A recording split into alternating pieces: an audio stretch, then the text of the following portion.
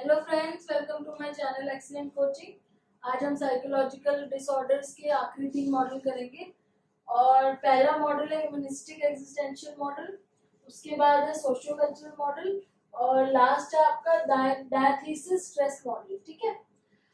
Humanistic existential model का मतलब है इसमें आपकी दो अप्रोचेज हैं। एक तो ह्यूमनिस्टिक अप्रोच है और दूसरा एग्जिस्टेंशियल मतलब एग्जिस्टेंस। तो इसमें एग्जिस्टेंस के बारे में ज्यादा फोकस किया हुआ है। इस अप्रोच के अकॉर्डिंग या इस मॉडल के अकॉर्डिंग क्या होता है कि ये ज्यादा ध्यान किस चीज पे देते हैं कि ह्यूमंस जो है ना, जितने भी वो क्यों एग्जिस्ट कर रहे हैं, उनका क्या पर्पस है लाइफ का। तो इस चीज के ऊपर ज्यादा फोकस है कि सबको अपने पर्पस ऑफ लाइफ क्लियर होना चाहिए, अपनी लाइफ का गोल क्लियर होना चाहिए। आपकी लाइफ का एम क्या है, आप अपनी लाइफ को मीनिंग कैसे दोगे। मतलब आप जो भी कर रहे हो, वो आपका जो भी एक्शन है, आप जो भी काम कर रहे हो, वो एक पर्पसफुल एक्शन होना चाहिए। कोई भी एक्शन ऐसा नहीं होना चाहिए जो जस्ट आप एक टाइम पास के लिए कर रहे हो या जिसका कोई आगे आपके गोल को अचीव करने में कोई हेल्प नहीं है जिस चीज की। तो यहाँ पे यही बोल रहे हैं कि एक तो ह्यूमन की एग्जिस्टेंस का एस्पेक्ट पता होना चाहिए कि जो ह्यूमंस है उनकी, अब हर एक सबकी बात नहीं कर रहे लेकिन इंडिविजुअली आप अपने खुद की देखो कि आपके क्या पर्पस है आगे लाइफ का, आप अपनी लाइफ को मीनिंग कैसे दोगे। और कभी कभी आपके माइंड में खुद भी आता होगा कि हम क्यों आए हैं यहाँ पे, हमने क्या करना है, हमारा पर्पस क्या है इधर आने का। हमारे इस वर्ल्ड में जो एग्जिस्टेंस है हमारी, वो क्यों है। तो इसमें ये कह रहे हैं कि इनहेरेंटली गुड होते हैं, मतलब कि सारे जितने भी ह्यूमन बींग्स है ना, जनरली वो अंदर से एक गुड वाला फैक्टर सबके अंदर होता है और वो बहुत सेल्फ मोटिवेटेड होते हैं अपने पर्पस को अचीव करने के लिए, अपने लाइफ में कोई गोल रख के उसको अचीव करने के लिए काफी सेल्फ मोटिवेटेड होते हैं। जैसे कि मैस्लो ने भी अपनी हायरार्की में बताया था कि एक 5 तरह के नीड्स होते हैं और हर एक ह्यूमन बीइंग हर एक नीड को अचीव करने के लिए कोशिश करता है। और लास्ट में एक उसका जो नीड होता है फाइनली सेल्फ एक्चुअलाइजेशन का, जहाँ पे वो अपने पूरे पोटेंशियल को रीच कर जाता है और जहाँ पे जाके उसको सेटिस्फेक्शन आती है कि हाँ अब मैंने वो अचीव कर लिया है जिसके मैं लायक हूँ। तो वही चीज है कि इनहेरेंटली सारे बहुत गुड होते हैं, बहुत ही मोटिवेटेड होते हैं वो करने के लिए। जितने भी ह्यूमन बींग्स हैं उनके अंदर ही ऑलरेडी एक उनके जीन्स में ये चीज ऑलरेडी है। और फ्री विल है उनके पास, फ्रीडम है, फ्री विल है, फ्रीडम है ये डिसाइड करने के लिए कि उनकी लाइफ का क्या मीनिंग होगा, क्या पर्पस होगा। और वो जो भी आगे करेंगे, अगला स्टेप उनका जो होगा वो उनके गोल को अचीव करने के लिए होगा या उसके गोल को और ज्यादा खराब करने के लिए होगा। तो ये फ्री फ्री विल होती है ह्यूमंस के पास। अब कुछ लोग उस चीज को खराब कर देते हैं क्योंकि वो डिसाइड नहीं करते, फाइनलाइज नहीं करते आगे अपनी लाइफ का पर्पस। वो कंफ्यूज रहते हैं, कभी ये नहीं सोचते कि हम जो अगला एक्शन कर रहे हैं वो हमारे किसी गोल को अचीव करने में हेल्प कर रहे हैं या हमारा जस्ट टाइम वेस्ट कर रहे हैं।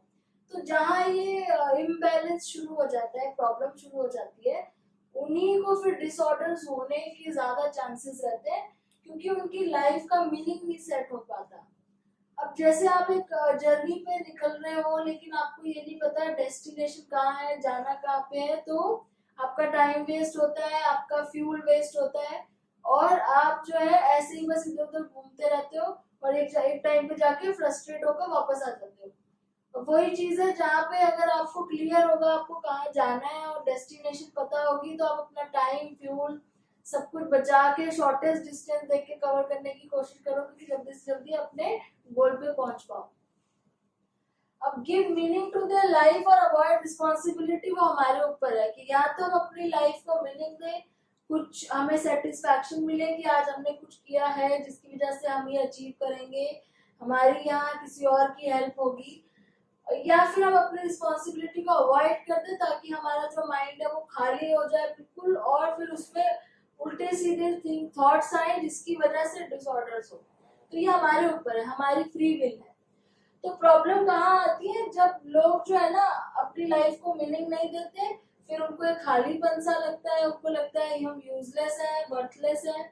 ठीक है, ये फीलिंग आ जाती है एक टाइम के बाद क्योंकि जब आसपास के सारे लोग देखते हैं कि सेट हो गए हैं और सबके अपने गोल्स अचीव हो गए हैं और आप जो सोचते हो कि अभी तक तो हमने डिसाइड नहीं किया कि हमने करना क्या है, तो ये चीज आ जाती है, फिर डिसऑर्डर्स शुरू होते हैं, फिर वो स्ट्रेस आता है माइंड में, और धीरे धीरे फिर वो साइकोलॉजिकल प्रॉब्लम्स और काउंसलिंग की जरूरत पड़ना और वो सब चीजें शुरू हो जाती है। तो यहीं पे ये मॉडल ये कह रहा है कि ह्यूमनिस्टिक एग्जिस्टेंशियल मॉडल, कि आपका जब आप अपनी लाइफ का खुद का मीनिंग नहीं ढूंढते तो प्रॉब्लम्स होती है। ठीक है। दूसरा सोशियो कल्चरल मॉडल, जैसे कि नाम से पता चल रहा है, ये सोसाइटी के ऊपर ज्यादा फोकस दे रहा है कि ह्यूमन बीइंग अपने अंदर नहीं, अपने आसपास की चीजों की वजह से ही बीमार पड़ता है, या फिर उसको जो भी डिसऑर्डर होता है वो अपने सोसाइटी के आसपास की चीजों से पड़ता है।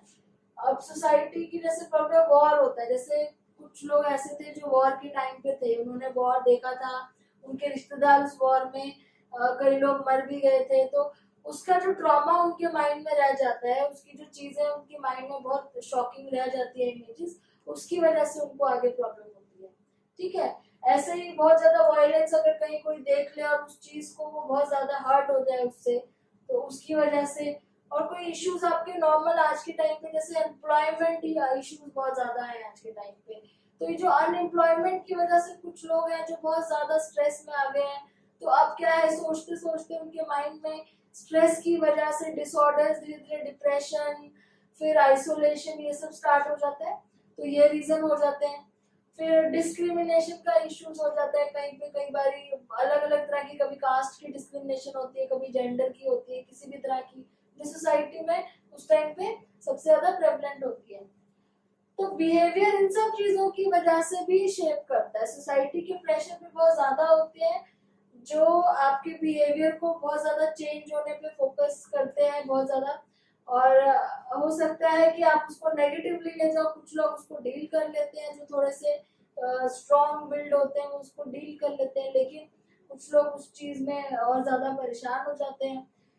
फैमिली स्ट्रक्चर खराब होता है, जैसे हमने फैमिली स्ट्रक्चर पहले भी पढ़ा, कल परसों भी डिस्कस किया है कि अथॉरिटेरियन फैमिली होती है जहाँ पे बहुत ज्यादा स्ट्रिक्टनेस होती है, और बिल्कुल ही चाइल्ड को अपनी ओपिनियन देने की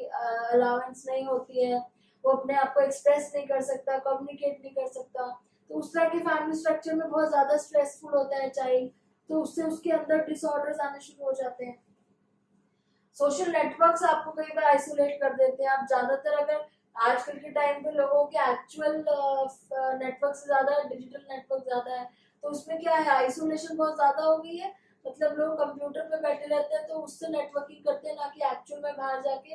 तो उसकी वजह से जो आइसोलेशन होने लगी, अकेलापन आने लग गया, उसकी वजह से भी डिसऑर्डर्स हो जाते हैं। और सोशल रोल्स होते हैं जो लोगों की सोसाइटी में किस तरीके से बिहेव करना है, सारे एक्सपेक्ट करते हैं कि आप एज अ, जो भी आपकी सोसाइटी में इमेज है, आप उस तरीके से बिहेव करो, और आप अगर उस तरीके से नहीं कर पाते किसी भी रीजन से, तो आपको लगता है कि हम लोगों की एक्सपेक्टेशंस की अकॉर्डिंग नहीं कर रहे हैं बिहेव, तो उस चीज का प्रेशर आपके माइंड में बहुत ज्यादा हो जाता है। तो ये सारी सोसाइटी के जितने भी प्रेशर होते हैं, इस वजह से साइकोलॉजिकल डिसऑर्डर्स डेवलप होना शुरू हो जाते हैं धीरे धीरे। तो ये मॉडल ये बोल रहा है। और लास्ट में आपका डायथीसिस स्ट्रेस मॉडल, यहाँ पे डायथीसिस स्ट्रेस का ये कहना है कि डायथीसिस क्या होता है, ऑलरेडी अगर किसी के अंदर वो चीज प्रेजेंट है, प्री डिस्पोजिशन, मतलब आपके अंदर वो ऑलरेडी कमी है कि आपको जरा सा भी स्ट्रेस होगा तो आपके अंदर डिसऑर्डर होने शुरू हो जाएंगे। कुछ लोग ऐसे होते हैं उनको बहुत स्ट्रेस हो जाए तब भी वो फिट रहते हैं, और थोड़ा उनकी बॉडी फिट रहती है, क्योंकि वो उनका जो लाइफ है उसमें बैलेंस्ड हर चीज होती है, वो अपने फिटनेस पे ध्यान देते हैं, अपना माइंड को रिलैक्स करने पे ध्यान देते हैं।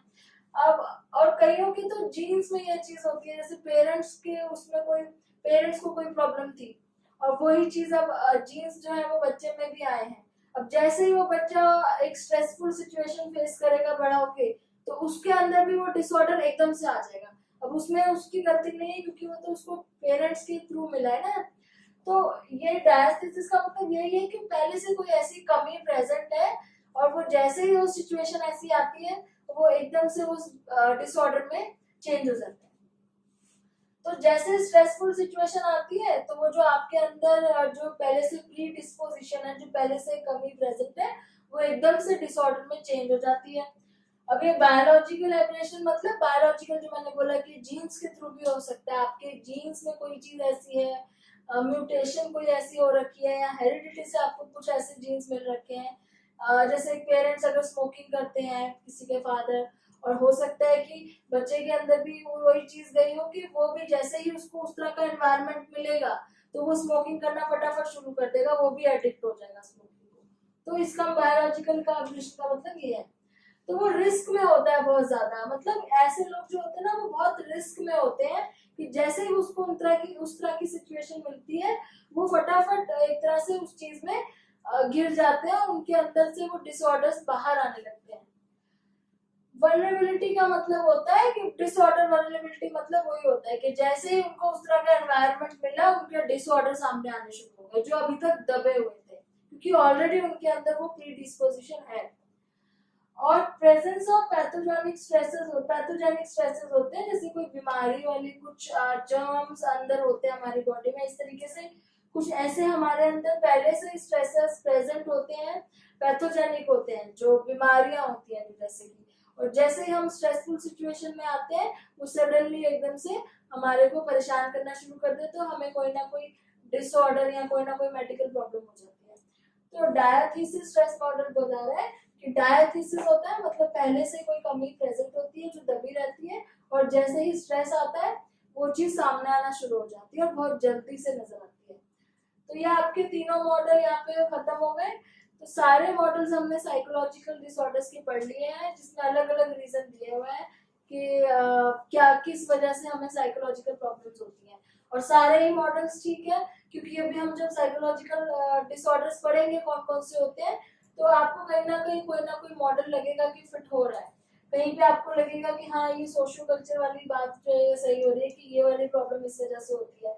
और कोई प्रॉब्लम आप पढ़ोगे तो आपको लगेगा कि ये इस वजह से हो रही है क्योंकि अपनी लाइफ का मीनिंग नहीं ढूंढ पा रहे हैं लोग, और आपको कभी लगेगा कि साइको एनालिसिस जो साइको डायनामिक थ्योरी है कि अंदर की डिजायर्स जो होते हैं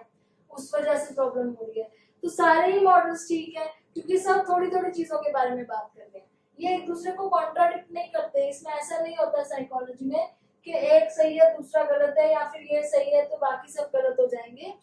ऐसा राइट रॉन्ग नहीं होता। इसमें क्या होता है कि क्योंकि ह्यूमन बीइंग्स में बहुत सारी वैरायटी के बिहेवियर होते हैं, तो कोई ना कोई मॉडल कहीं ना कहीं किसी बिहेवियर पे फिट बैठ जाता है। तो डिसऑर्डर्स हम अगले वीडियो में स्टार्ट करेंगे, तो अभी हम इसको ये खत्म करते हैं। आई होप आपको समझ आ गया, तो प्लीज वीडियो को लाइक कर देना और शेयर भी कर देना अपने फ्रेंड्स के साथ, एंड थैंक्स फॉर वॉचिंग।